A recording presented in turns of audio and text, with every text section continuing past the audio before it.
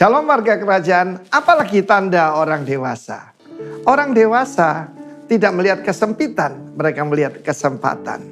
Saya sering katakan ada dua golongan orang, itu orang Jepang dan orang Tionghoa yang tidak punya kosakata krisis dalam bahasa mereka. Yang ada cuma opportunity, dangerous opportunity.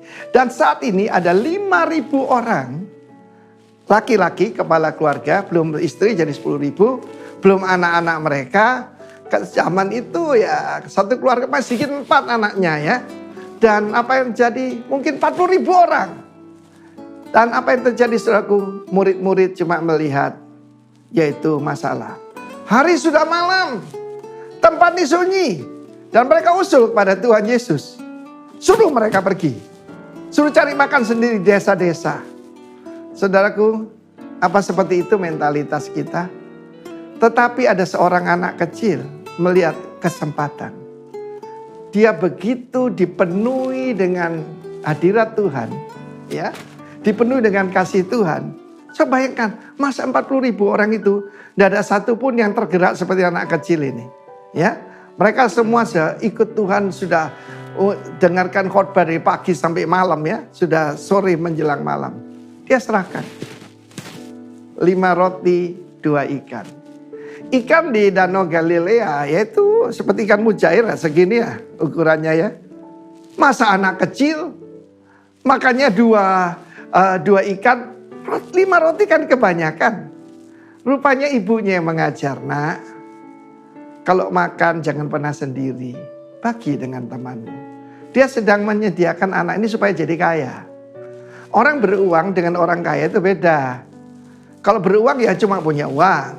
Ya, karena itu seperti beruang saudara ya. Tetapi kalau orang kaya itu suka berbagi. Dan anak ini melihat kesempatan. Dia tahu Yesus bisa menggandakan roti dan dia dengar. Bukan Musa yang memberi makan kamu di padang belantara, tapi Bapakku yang di sorga. Dan dia juga tahu Nabi Elisa pada zaman itu, yang zaman dahulu itu, pernah itu di tangannya berlipat ganda dengan firman Tuhan, 100 orang jadi kenyang. Padahal makanan cuma untuk beberapa orang. Dia bilang, ini kesempatan lihat mujizat. Mujizat cuma terjadi di waktu terjadi kesesakan. Seperti hari-hari ini. Ketika obat itu dibeli oleh orang Jakarta ya, di Bali tidak ada obatnya saudara. Remdesivir, Actemra ya. Bahkan yang sederhana Avigan dibeli orang Jakarta semua. Lalu dijual dengan harga lipat ganda. Kiranya Tuhan memperingatkan mereka. Saya tidak boleh mengutuk ya. Tapi orang semacam itu perlu dihukum saudara ya. Tetapi Yesus berkata, kamu harus memberi mereka makan. Kita mesti merubah pola pikir kita. Bukan penerima, tetapi pemberi. Saya pernah sering cerita bedanya raja dengan pengemis. Tadi minggu yang lalu bedanya orang dewasa dengan anak-anak. Orang dewasa memberikan angpau. Anak kecil menunggu angpau. Yesus berkata, tidak perlu mereka pergi. Jangan jadikan mereka masalah. Jadikan mereka resipien untuk menerima berkat Tuhan. Disuruh duduk. Dan saudara, Yesus mengambilnya menengadah ke atas. Saudara ingin mengalami mujizat, menengadah ke atas. Kalau melihat ke bawah, saudara tidak pernah, yaitu akan mengalami berkat Tuhan. Lihat sumbermu. Abba, Bapa itu artinya sumber. Lalu kemudian dia memberkatinya. Dipecah-pecahkannya. Dan di tangan daripada murid-murid. Dia diajar oleh Tuhan. Ya, jangan seperti anak-anak. Jadi orang dewasa. Terjadi pelipat gandaan. Pelipat gandaan akan terjadi di tangan saudara dan saya. Tuhan memberkati. Amin.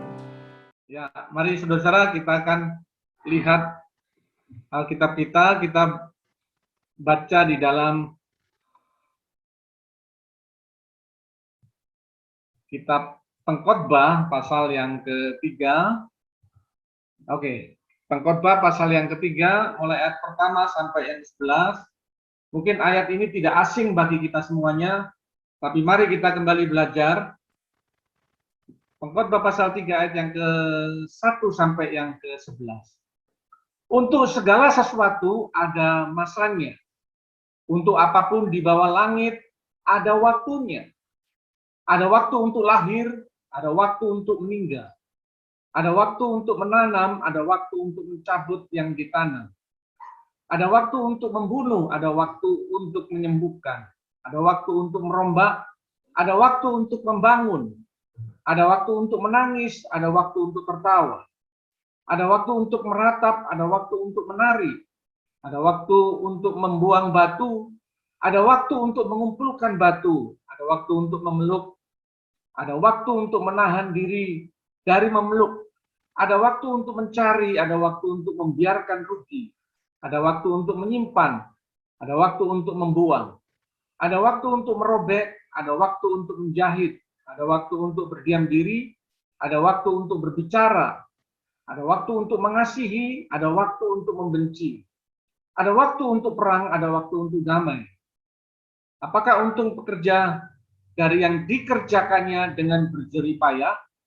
Aku melihat pekerjaan yang diberikan Allah kepada anak-anak manusia untuk melelahkan dirinya. Mari kita baca bersama-sama ayat yang ke-11. 1, 2, 3. Ia membuat segala sesuatu indah pada waktunya. Bahkan ia memberikan kekekalan dalam hati mereka. Tetapi manusia tidak dapat menyelami pekerjaan yang dilakukan Allah dari awal sampai akhir. Saudara dikasih oleh Tuhan, di dalam kehidupan ini, ya, setiap hal yang kita lakukan pasti ada akhirnya. Tetapi saudara perhatikan bahwa hanya ada satu kata di dunia ini yang tidak bisa berakhir. Kata itu adalah waktu. Dan ada banyak yang bisa diulang di dalam dunia ini, tetapi satu kata yang tidak bisa diulang, itu namanya waktu, saudara. Nah, karena itu mari kita belajar apa yang disampaikan oleh Raja Salomo, ya, tentang waktu yang terbaik. Karena itu kita harus belajar mengenal yang namanya waktu Tuhan. Ya, mungkin kita sudah sering menulis di medsos, media sosial saudara, status-status yang mengatakan bahwa Tuhan memberikan hal yang terindah pada waktunya. Orang menikah juga menuliskan di dalam undangan-undangan, ya, Tuhan memberikan yang terbaik pada waktunya agar mereka bertemu, kemudian mereka menikah dan lain sebagainya, saudara. Sampai agama-agama yang ada di Indonesia ini juga mengerti tentang kebenaran bahwa waktu Tuhan adalah waktu yang terbaik. Puji Tuhan. Saudara, ini yang tadi disampaikan oleh Raja Salomo, bahwa ia membuat segala sesuatu indah pada waktunya, bahkan memberikan kekekalan dalam hati mereka. Tetapi manusia tidak dapat menyelami pekerjaan Allah dari awal sampai yang akhir. Puji Tuhan. Nah, pada pagi ini saya akan sampaikan buat saudara tentang 3 macam waktu, ya, yang perlu kita belajar di dalamnya. Yang pertama kita akan belajar yang namanya waktu manusia. Apakah waktu manusia itu? Waktu manusia adalah semua kegiatan yang dilakukan seumur hidupnya dalam 24 jam sehari. Ini yang tadi dikatakan oleh Raja Salomo, beberapa saya kutip, ada waktu untuk kita itu belajar, bekerja, makan, minum, dan istirahat atau tidur. Nah, Salomo juga berkata ada waktu untuk menangis, tertawa, ada waktu untuk meratap, ada waktu untuk menari, ya, ada waktu untuk menabur, dan ada waktu untuk menuai. Nah, ada waktu untuk merobohkan dan juga ada waktunya untuk membangun. Ada waktu di mana kita harus belajar yang namanya bertekun untuk menantikan waktu yang terbaik yang daripada Tuhan. Nah, semua ini yang saudara dan saya hadapi, yang saudara dan saya lakukan dalam sehari-hari, itu yang disebut dengan waktu manusia. Ya. Oke, kita akan lihat yang kedua, yang namanya waktu setan. Mungkin sudah kaget, kok ada ya waktu setan? Oh, banyak, saudara, di Alkitab dituliskan. Mari kita baca Kejadian pasal yang pertama. Kitab Kejadian pasal yang pertama. Ya, ayat yang ke-6 sampai yang ke-8. Kitab Kejadian pasal yang ke-1 ayat yang ke-6. Berfirmanlah Allah, jadilah cakrawala di tengah segala air untuk memisahkan air dari air. 7. Maka Allah menjadikan cakrawala dan ia memisahkan air yang ada di bawah cakrawala itu dari air yang ada di atasnya, dan jadilah demikian. Lalu Allah menamai cakrawala itu langit. Jadilah petang dan jadilah pagi, itulah hari yang kedua. Bapak Ibu Saudara, kalau kita membaca semua ciptaan Allah, dari ciptaan yang pertama, kemudian ketiga, keempat, kelima, di akhir penciptaan tersebut, selalu ada kalimat yang berkata begini, bahwa apa yang Tuhan ciptakan itu baik. Lalu waktu Tuhan menciptakan manusia pada hari yang ke-6, kata-katanya berbeda. Bahwa apa yang Tuhan ciptakan itu sungguh amat baik. Kalau yang pertama, ketiga, keempat, kelima, kita mendapati bahwa apa yang Tuhan katakan itu baik. Tapi waktu Tuhan menciptakan manusia, kata-katanya adalah bahwa apa yang dijadikan oleh Tuhan itu sungguh amat baik. Nah, ada satu pertanyaan, kenapa saya tidak mengungkapkan pada hari yang kedua? Nanti saudara baca di seluruh Alkitab Kejadian pasal pertama, ya, ternyata pada hari yang kedua tidak ada kata-kata yang dituliskan bahwa waktu Tuhan menciptakan cakrawala atau langit itu bahasanya adalah bahwa apa yang diciptakan oleh Tuhan itu baik. Tidak ada dituliskan kalimat yang seperti itu. Pertanyaannya mengapa, saudara? Nah, baik, saya mengajak saudara untuk melihat sebentar bahwa waktu Tuhan menciptakan langit itu, kita belajar bahwa iblis itu penguasa di udara. Ya, jadi waktu Tuhan menciptakan langit, rupa-rupanya saudara, iblis itu intervensi. Iblis ikut campur. Saya tidak tahu persis. Ahli teologi mengatakan dan juga para ahli di dalam bidang alam semesta menceritakan juga, saudara. Saya tidak ada waktu untuk menjelaskan ini. Sepertinya ada terjadi satu peperangan rohani antara Tuhan dan kuasa kegelapan. Nah, itu sebabnya, saudara, pada hari yang kedua tidak dikatakan bahwa apa yang Tuhan ciptakan itu baik. Nah, inilah yang pertama kita belajar, bahwa pada penciptaan alam semesta, rupa-rupanya setan itu tidak suka, saudara. Nah, itu sebabnya itulah yang saya katakan, di awal penciptaan, setan itu berusaha untuk melakukan intervensi untuk apa yang dia inginkan, dan gelar yang dia dapatkan adalah penguasa udara. Ya. Nah, itu sebabnya saudara harus mengerti bahwa setan itu punya waktu. Nah, lewat khotbah pada pagi hari ini, saya ingin menyampaikan buat kita semuanya, bagaimana sebetulnya, saudara, ya, di antara waktu Tuhan yang sebetulnya itu diberikan bagi umat Tuhan, tetapi saudara dengarkan, seringkali setan mengambil waktu sehingga apa yang Tuhan ingin berikan dalam kehidupan saudara dan saya itu tidak menjadi sesuatu yang nyata, saudara.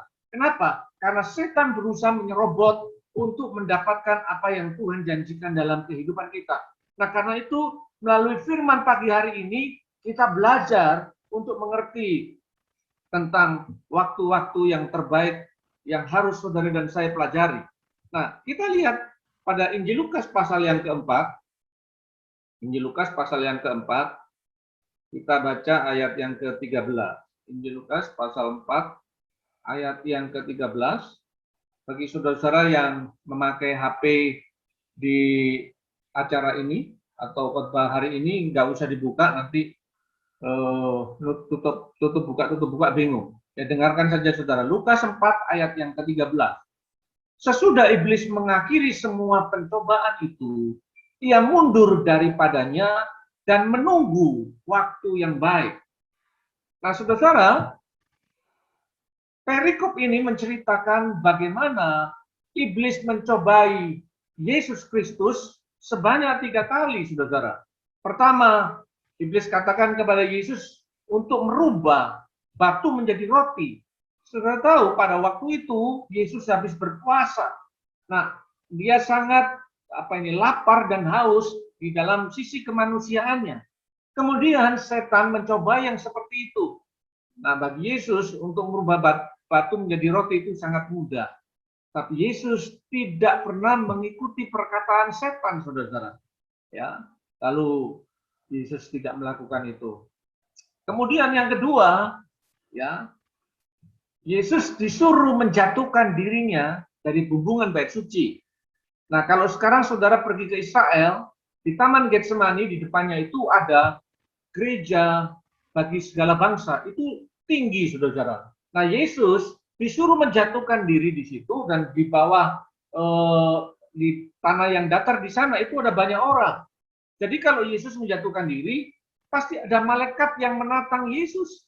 Lalu orang-orang akan berkata, hei, ternyata ada sosok yang luar biasa menjatuhkan diri dari tempat yang tinggi, tetapi tidak mengalami celaka karena ada malaikat yang menatangnya. Dengan kata lain, kalau Yesus lakukan seperti itu, maka di dalam diri Yesus ada sisi kebanggaan atau kesombongan yang terjadi. Nah, saudara, setan selalu mencobai manusia dengan yang pertama adalah hal yang bersifat jasmani. Nah, yang kedua ini bersifat jiwani, kesombongan, merasa ada kebanggaan. Nah, biasanya setan mencobai seseorang kalau enggak masalah makanan atau hal-hal yang jasmani, yang kedua itu masalah tentang kejiwaan, pride, kesombongan, kebanggaan yang ada. Kemudian yang terakhir dikatakan setan membawa Yesus ke gunung yang tinggi, lalu menunjukkan semua keindahan dunia. Lalu setan berkata begini, kalau engkau menyembah kepadaku, aku akan berikan dunia ini. Saudara, sebetulnya dunia pada waktu itu menjadi milik daripada Adam. Ya, semua yang ada itu di dalam kuasa Adam. Tapi karena Adam berdosa, kuasa yang dimiliki Adam itu diambil alih oleh setan. Makanya setan menawarkan kepada Yesus. Ya, waktu saya membaca ayat ini berulang-ulang, setan ini kayaknya nggak ngaca, saudara-saudara. Bahwa setan itu juga diciptakan awalnya oleh Tuhan, yaitu sebagai malaikat yang utama, Lucifer, yang tiap hari kerjaannya memimpin pujian dan suaranya, tubuhnya dikatakan terdiri dari berbagai alat musik. Jadi tidak heran saudara-saudara, setan bisa menciptakan, memberikan dalam tanda kutip wahyu-wahyu kepada pencipta-pencipta musik yang tidak mengenal Tuhan. Ya. Dan lagu-lagu yang diciptakan oleh mereka sangat luar biasa karena diilhami oleh kekuasaan kegelapan ini. Dan apa yang terjadi, saudara? Karena kesombongannya Tuhan melemparkan setan dari surga ke bumi. Itu sebabnya ada waktu-waktu di mana setan ingin membuat manusia mengalami kejatuhan di dalam kehidupannya. Ya, lalu waktu Yesus ditawari yang ketiga, Yesus berkata apa, saudara? Engkau harus menyembah hanya kepada Allah saja. Dan setelah gagal untuk yang ketiga, ini bicara tentang percobaan roh yang ada. Dan apa yang terjadi, saudara? Lukas 4 ayat 13. Iblis mengakhiri semua pencobaan itu, ia mundur daripadanya dan menunggu waktu yang baik. Artinya, saudara, ketika ada kesempatan, maka setan akan masuk kembali dan mencoba Yesus. Coba saudara dan saya perhatikan, kalau Yesus saja, dia Tuhan 100% dan manusia 100%, dicari kesempatan oleh setan untuk dijatuhkan. Berarti, apalagi hidup kita ini akan sangat mudah untuk dijatuhkan oleh setan. Nah, itu sebabnya saudara harus tahu persis bagaimana waktu-waktu setan itu bekerja dalam kehidupan saudara dan saya. Oke, kita melihat dalam 1 Tawarik 21, saya bacakan dengan cepat. 1 Tawarik pasal yang ke-21. Ya.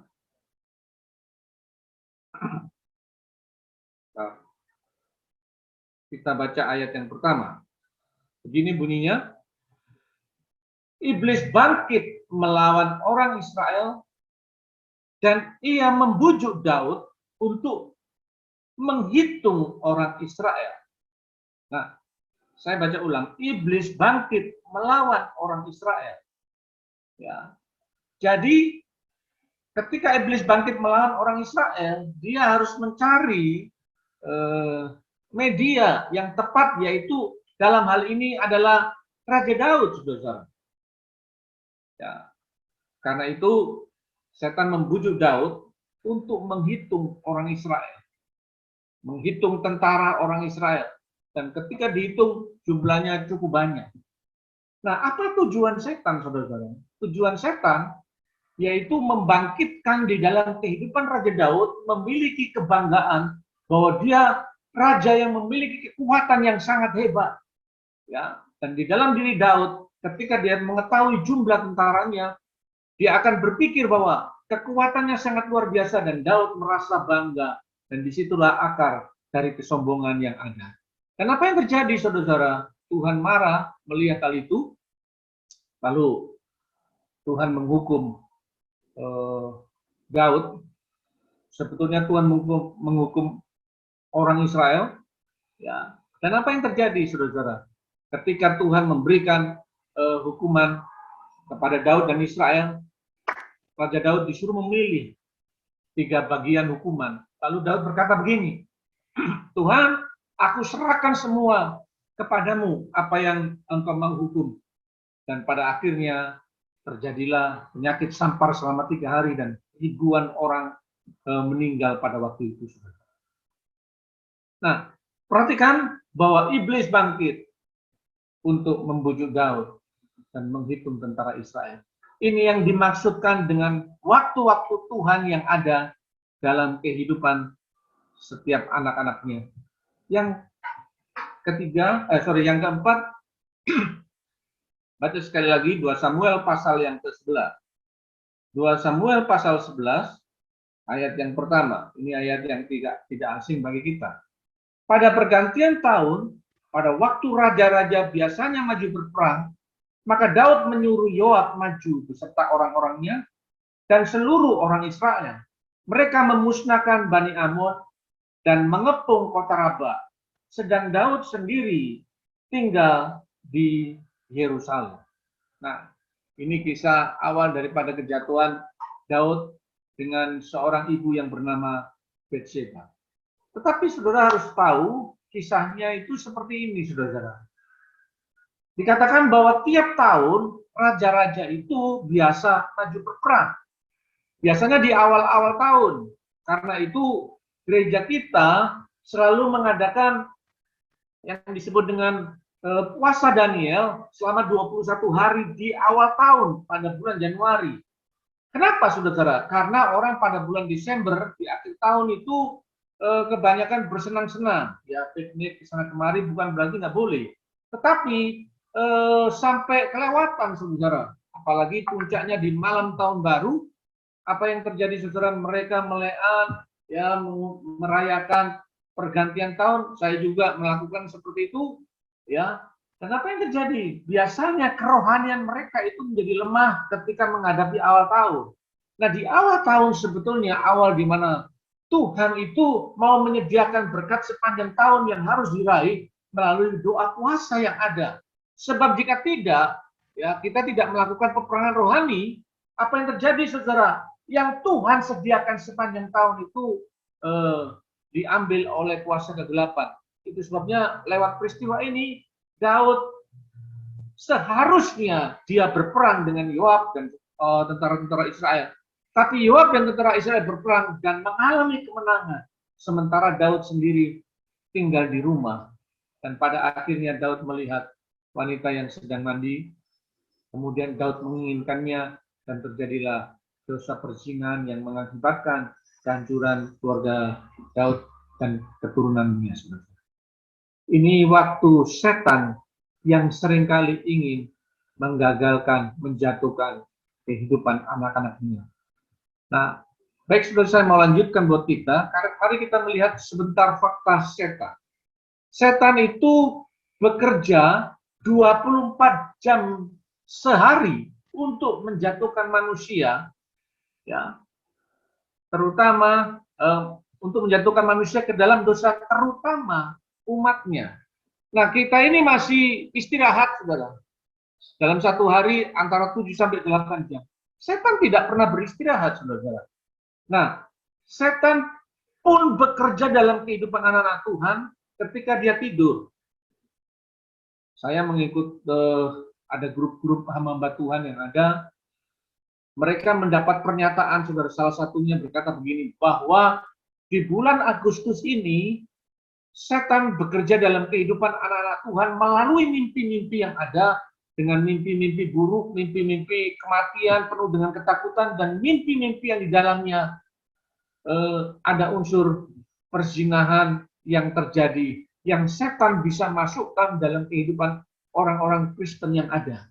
Karena itu kita harus berjaga-jaga. Mau tidur, saudara, berdoa. Ya, Tuhan tutup bungkus segala mimpi-mimpi buruk, segala tali-tali maut, tali-tali orang fasik yang berusaha membuat saya mengalami dan saudara mengalami kejatuhan, dipatahkan di dalam nama Tuhan Yesus.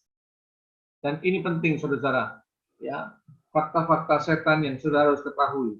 Nah, yang berikutnya, sejak saudara dan saya bertobat, maka iblis mengambil keputusan, dengar ini, sejak kita bertobat, maka iblis mengambil keputusan untuk menjatuhkan hidup kita. Nah, itu sebabnya saudara harus berhati-hati dengan yang namanya waktu-waktu setan. Nah, puji Tuhan, Roh Kudus ditaruh Tuhan di dalam kehidupan kita untuk apa? Untuk mengingatkan, untuk saudara dan saya berjaga-jaga. Ada waktu-waktu di mana kita berdoa pada waktu-waktu dan kesempatan-kesempatan yang Roh Kudus gerakkan buat saudara. Dan kalau kita taat, kita akan mengalami yang namanya waktu-waktu Tuhan dalam kehidupan kita. Tapi kalau saudara tidak taat, saya tidak bisa berbuat banyak, saudara. Ya, maka kita akan menjadi bulan-bulanan setan, dan setan akan menghancurkan, menjatuhkan rumah tangga atau pribadi-pribadi yang ada dalam keluarga kita masing-masing. Oke, yang terakhir dari fakta dari iblis ini, setiap hari iblis itu mengelilingi dan menjelajah bumi.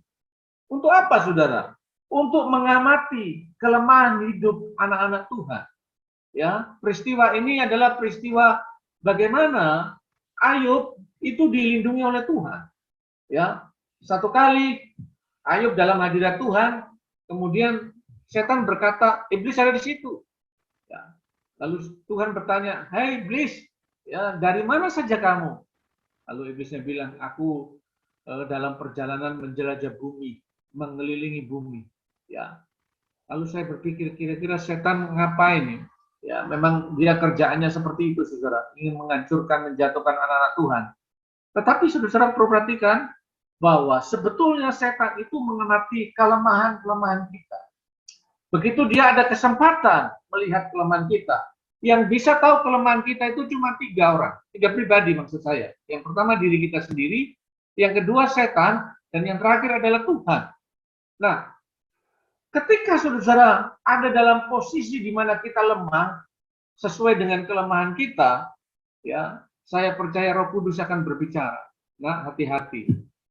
Ya, ini kuncinya, saudara.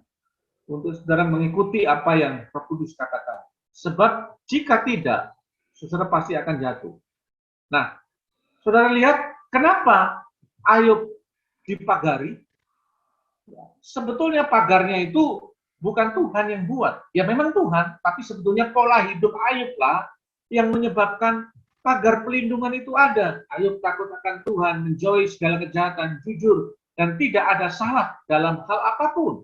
Itu sebabnya perlindungan pagar itu ada dalam diri Ayub pribadi, kemudian dalam keluarganya yang kedua, dan yang terakhir adalah harta bendanya.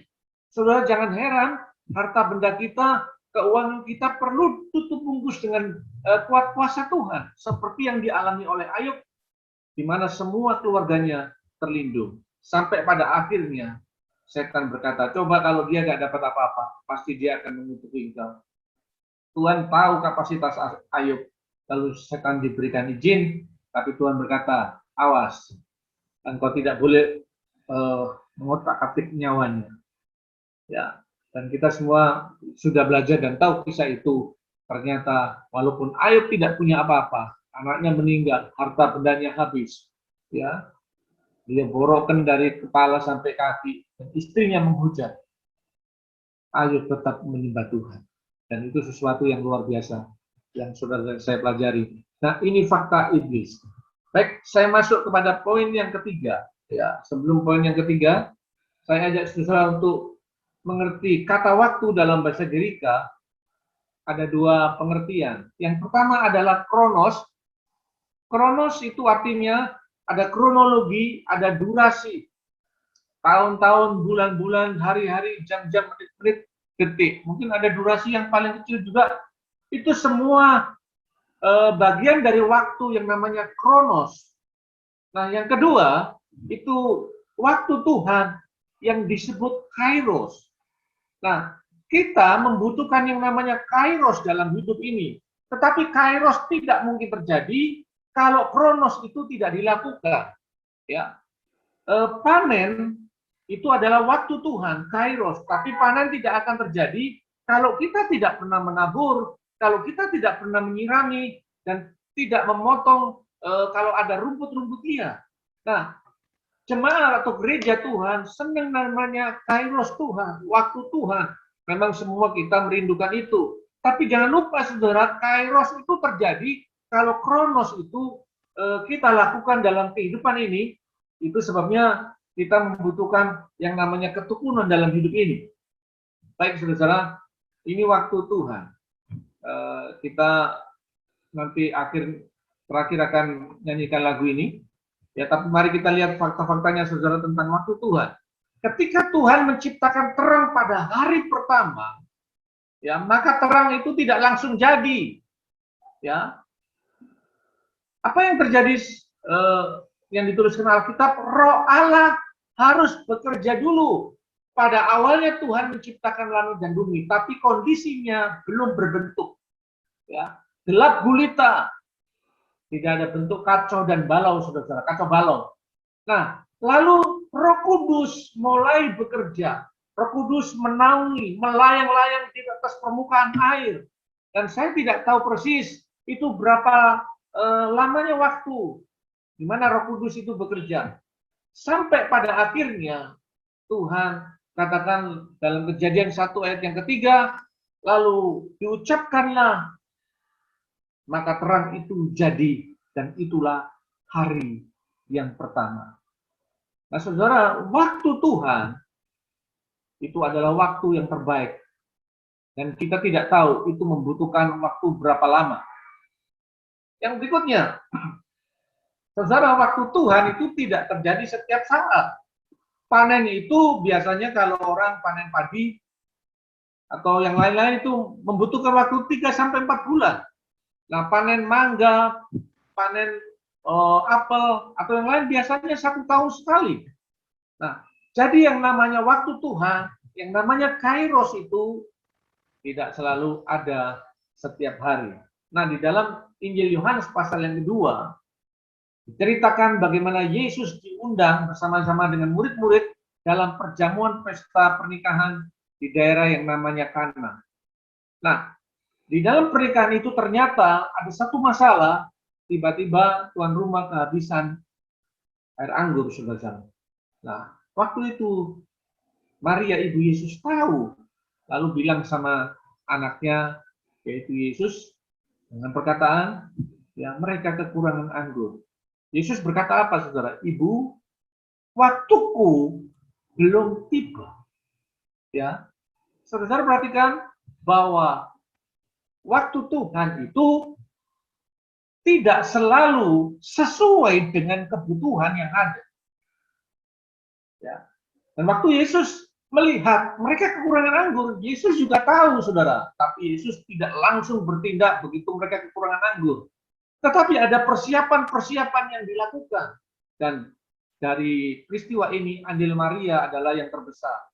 Maria berkata, apa yang dia katakan, apa yang Yesus katakan, lakukan. Karena Maria tahu persis bahwa anak yang dikandung itu bukan dari darah dan daging, dia adalah Tuhan. Ya, dan singkat cerita, Yesus menyuruh pelayan-pelayan untuk menyiapkan 6 tempat. Ya, saudara-saudara, satu tempayan itu saya pernah lihat kira-kira ada sekitar 40-60 liter air yang ada atau anggur yang ada waktu itu. Ya, jadi ketika disiapkan, dan Yesus berbuat sesuatu merubah air itu menjadi anggur, masih ada 300 liter kira-kira air yang dibutuhkan, dan rasanya jauh lebih lezat daripada air anggur yang pertama, saudara. Ya, mari kita mengerti ini, bahwa waktu Tuhan itu tidak selalu ada, ya, tidak sesuai dengan kebutuhan yang ada. Nah, ketika Yesus ke kolam Bethesda, itulah saat Kairos terjadi bagi orang yang sakit lumpuh selama 38 tahun. Dan Yesus berkata kepadanya, maukah engkau sembuh? Dan orang itu terus menjawab, ya Tuhan, dan dia disembuhkan. Nah, waktu Yesus ke Yeriko, itulah waktu Kairos bagi Bartimius yang buta, saudara-saudara. Begitu Bartimius mendengar nama Yesus masuk ke pintu gerbang Yeriko, dia tidak menyia-nyiakan kesempatan itu, dia langsung teriak, Yesus, anak Daud, kasihanilah aku. Waktu dia teriak, pertama kali yang menentang adalah murid-murid Yesus. Semakin ada tantangan, maka Bartimius semakin teriak, ya, dengan begitu keras, Yesus, anak Daud, kasihanilah aku. Lalu Yesus memanggil dia, ya, dengan perkataan begini, Bartimius, apa yang kau mau supaya aku lakukan? Saya waktu mendengar kata-kata Yesus ini sebetulnya sedikit aneh. Yesus tahu bahwa Bartimius itu buta. Orang-orang sakit pada zaman dahulu itu bisa dilihat dari jubahnya. Orang sakit kusta jubahnya begini, orang sakit buta jubahnya seperti ini. Dari kejauhan Yesus tahu, tapi kenapa Yesus masih bertanya? Ya, apa yang kau mau supaya aku perbuat bagimu?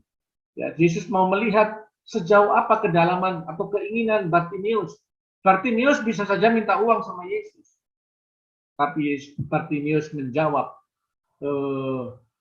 Yesus, supaya aku bisa melihat Rabuni. Dan ketika itu Yesus menyembuhkan orang tersebut, saudara, yaitu Bartimius. Baik, saudara, saya mau simpulkan tentang waktu Tuhan. Waktu Tuhan adalah waktu pemulihan. Waktu Tuhan adalah waktu terobosan. Waktu Tuhan adalah waktu penggenapan akan firman-Nya. Waktu Tuhan adalah waktu di mana orang mengalami pertolongan, kesembuhan, mujizat, dan menikmati segala berkat-berkat Tuhan.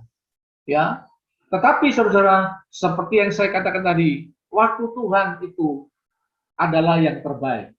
Dia tidak pernah terlambat dan tidak pernah cepat-cepat, saudara. Waktu Tuhan adalah waktu yang tepat. Tetapi dalam kebanyakan kita semuanya, seringkali kita berpikir bahwa waktu Tuhan itu selalu terlambat, saudara. Tapi saya memberitahu buat kita semuanya, waktu Tuhan adalah waktu yang terbaik. Ia membuat segala sesuatu indah pada waktunya. Kalau sebelum waktunya itu namanya belum indah, saudara. Ya, oke, saya akan lanjutkan buat kita semuanya pada pagi hari ini. Saudara, waktu Tuhan, ya, terjadi saat seorang itu sudah tidak punya kekuatan. Ya.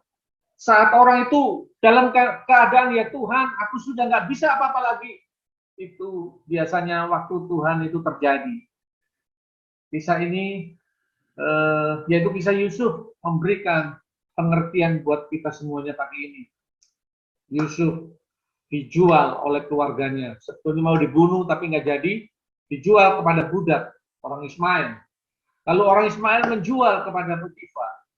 Dan di rumah Potifar, Yusuf difitnah, ya, dengan perkataan bahwa Yusuf berusaha memperkosa nyonyanya, ya, dan pada akhirnya Yusuf dipenjara. Nah, di penjara, Yusuf mengalami satu keadaan yang sangat terpuruk di tempat yang paling bawah. Ya, Yusuf pernah mengartikan mimpi juru minuman dan dia lepas. Yusuf mengartikan mimpi juru makanan dan mimpinya membuat juru makanan ini pada akhirnya dieksekusi. Ya. Dan Yusuf pernah berharap kepada manusia. Dia katakan kepada juru minuman, kalau engkau keluar, ingatlah kepadaku. Nah, sampai sekian lamanya juru minuman tidak mengingat Yusuf. Dan Tuhan tahu bahwa Yusuf sedang berharap kepada manusia. Itu sebabnya tetap ditinggalkan, saudara. Sampai pada detik yang terakhir, Yusuf tidak punya harapan. Di situ Firaun itu bermimpi. Baru juru minuman menjelaskan bahwa di penjara ada seorang yang mengartikan mimpi itu. Dan pada akhirnya Yusuf menerjemahkan, mengartikan mimpi Firaun. Dan pada akhirnya Yusuf menjadi orang kedua di Mesir. Waktu Tuhan terjadi saat seseorang sudah tidak punya kekuatan. Ya. Waktu Tuhan harus disertai, dibarengi dengan yang namanya ketekunan. Ketekunan menentukan waktu Tuhan. Saudara, janda miskin punya problem. Dia datang kepada hakim yang lalu. Hari pertama dia ditolak. Kemudian minggu depan dia datang lagi, ditolak. Bulan depan datang lagi, sampai berkali-kali. Dan hakim yang lalu ini merasa bosan, saudara. Dalam tingkat kebosanannya, dia memutuskan untuk membela janda miskin itu. Bapak Ibu Saudara, mungkin dalam bisnis saudara, dalam persoalan yang terjadi di tengah-tengah anak saudara, di tengah suami saudara yang sampai hari ini belum datang kepada Tuhan dengan sungguh-sungguh, atau kepada istri, atau problem-problem yang sedang saudara harapkan di mana Tuhan menyelesaikan semua yang ada. Tetapi saudara harus ingat bahwa waktu Tuhan membutuhkan yang namanya ketekunan dalam kehidupan kita. Sampai genap waktunya. Waktu Tuhan membebaskan Yusuf, kitab Mazmur pasal 105 mengatakan, sampai genap waktunya. Dan Tuhan membebaskan Yusuf. Sampai genap waktunya, Tuhan membela janda miskin. Haleluya. Ketaatan saudara-saudara membuat kairos itu terjadi. Oke. Nah, Bapak Ibu Saudara, ini ada yang harus saudara dan saya perhatikan, yang namanya kehilangan waktu Tuhan. Orang Israel kehilangan waktu Tuhan, mereka tidak bisa masuk tanah Kanaan. Mengapa, saudara? Ya, kitab Ibrani menuliskan bahwa mereka sesat hati dan tidak mengenal jalan-jalan Tuhan. Ya, mereka dibawa dari satu tempat ke tempat yang lain di padang gurun. Mereka tidak pernah mengerti, saudara-saudara, mengapa mereka dibawa ke sana. Nah, kalau saudara-saudara dalam hidup ini, rasa-rasanya saudara berkata, kenapa Tuhan terus membawa aku di tengah-tengah situasi padang gurun yang belum ada jawaban-jawabannya. Saudara-saudara, jangan kita pernah berusaha untuk menolong Tuhan. Menolong Tuhan sama seperti istri Abraham yang bernama Sarah yang berkata, ya, Pak, ini aku punya gundik lumayan cantik, hampiri supaya kita memperoleh keturunan. Ya. Nah, saudara, kita tidak bisa menolong Tuhan. Bahkan, dengarkan saudara, saya tidak bisa menolong seseorang ketika dia sedang dalam proses padang gurun dalam kehidupannya. Hanya dia dengan Tuhan yang menyelesaikannya. Karena itu ketika kita sedang dibawa dalam yang namanya proses padang gurun, ya kita harus belajar mengerti bagaimana jalan-jalan Tuhan dan hati kita tidak boleh sesat. Mungkin kita sudah berdoa tahunan, tapi tetap masih belum ada jalan keluar. Jangan pernah berhenti untuk tidak berharap kepada Tuhan. Dan ketika kita menyerah dan terus bersungut-sungut, terjadi pertikaian dalam keluarga kita, maka jangan heran kita akan kehilangan yang namanya waktu Tuhan di dalam kehidupan ini. Yang kedua, saudara-saudara, mereka tidak mendengar suara roh setiap hari dan mereka tidak beriman. Saya membacakan Ibrani pasal yang ketiga ayat 13. Ibrani pasal yang ketiga ayat yang ke-13, begini bunyi firman Tuhan. Tetapi nasihatilah seorang akan yang lain setiap hari, selama masih dapat dikatakan hari ini, supaya jangan ada di antara kamu yang menjadi tegar hatinya karena tipu daya dosa. Nah, orang Israel diperingatkan oleh Tuhan selagi ada kesempatan hari ini. Ya, ketika Tuhan menegur kita, menunjukkan dosa kita, tobatlah saudara-saudara.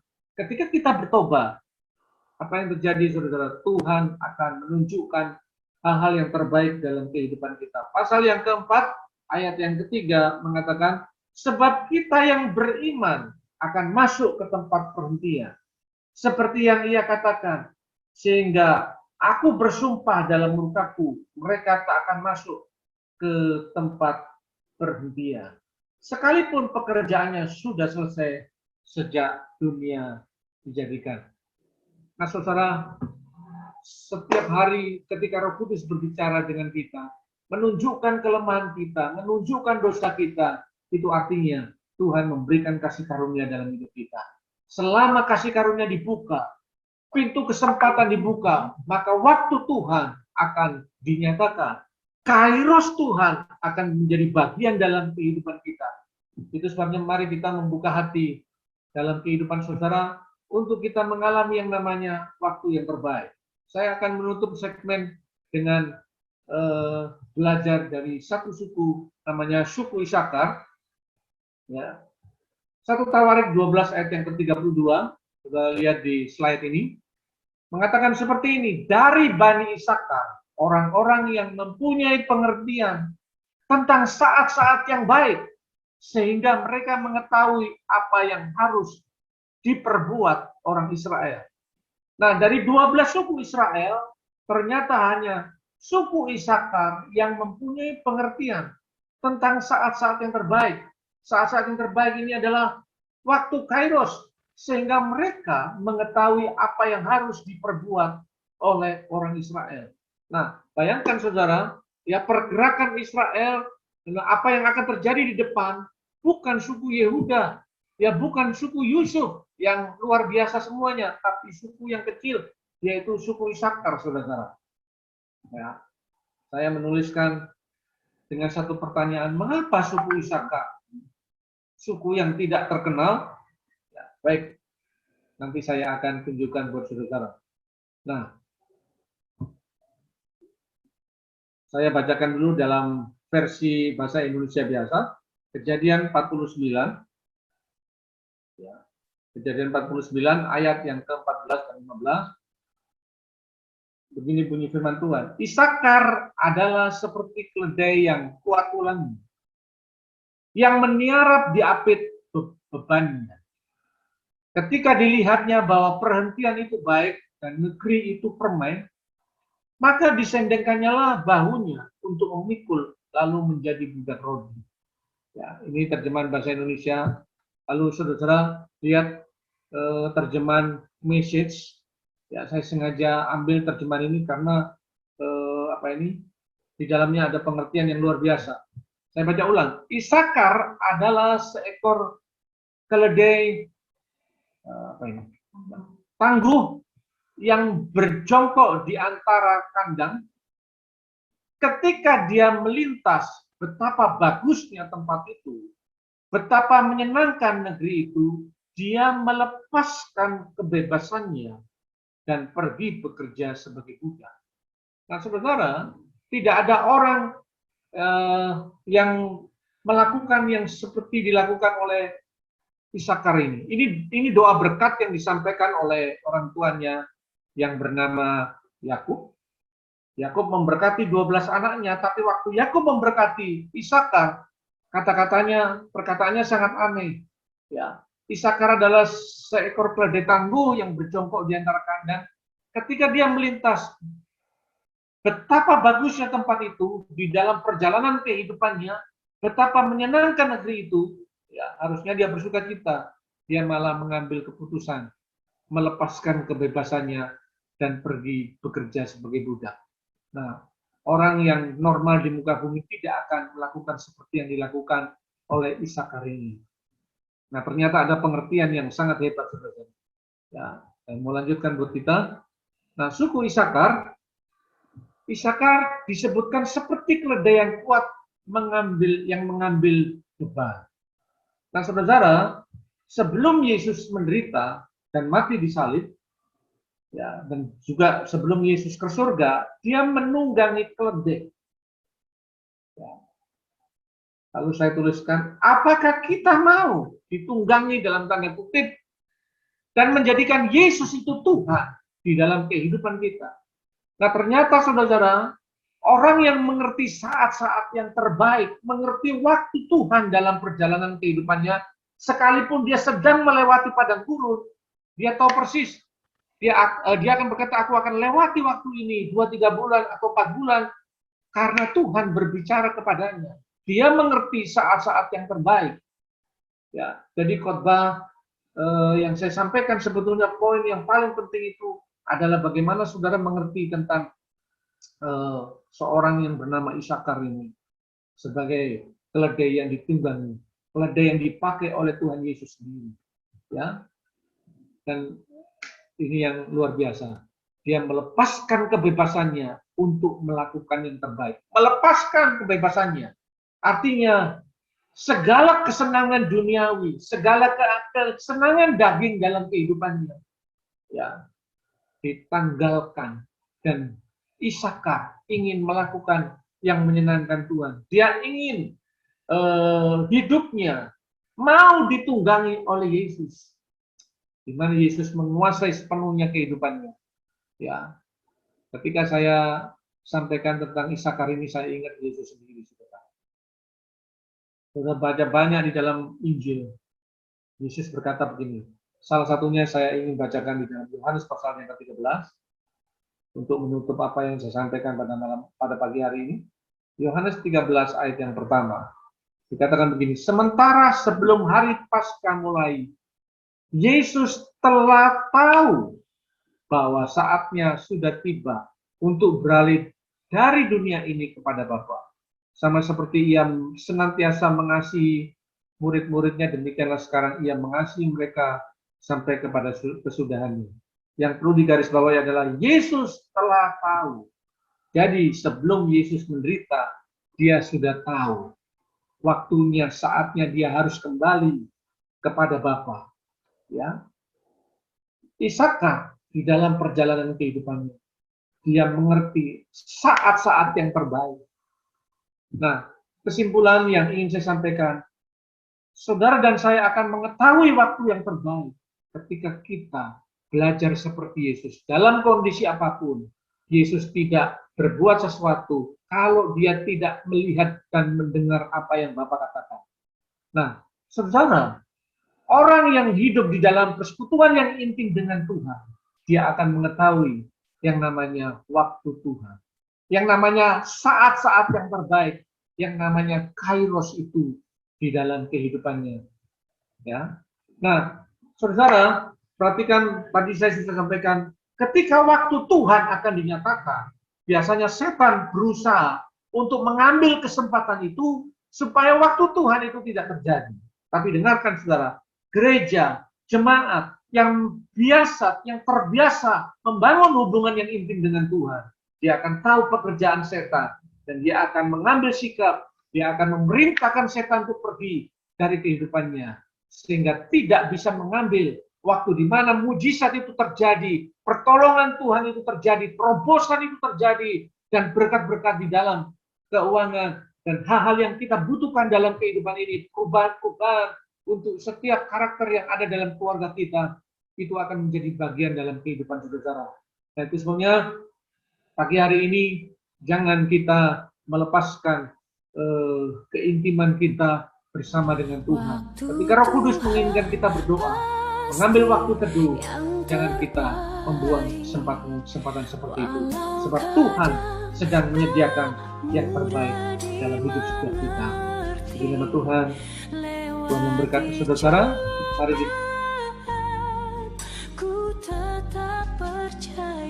waktu Tuhan pasti yang terbaik.